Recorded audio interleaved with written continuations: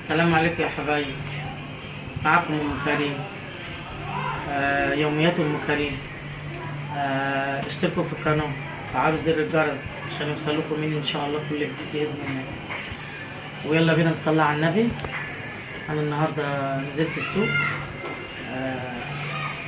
جبت سبانخ وجبت قوطه وبطاطس. يعني السبانخ جايباها الكيلو ونص ب45، 30 السبانخ، القوطه ب30، 2 كيلو ب60، 2 كيلو بطاطس ب50، كيلو ب25، كيلو خيار ب15، ب5 جنيه ليمون نص كيلو، وكيس ملح ب5. واللهم صل على النبي كيلو لحمه 350، والماسوره جايباها ب25. حلوه الماسوره يا جماعه، هتقعد بتعمل شوربه حلوه مع اللحمه.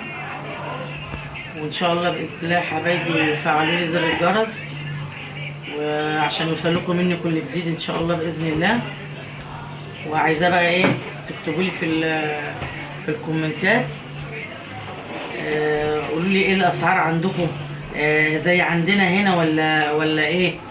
وربنا يرحمنا بصراحه، الحاجه غاليه، حاجه صراحه ربنا يرحمنا. يلا الله المستعان.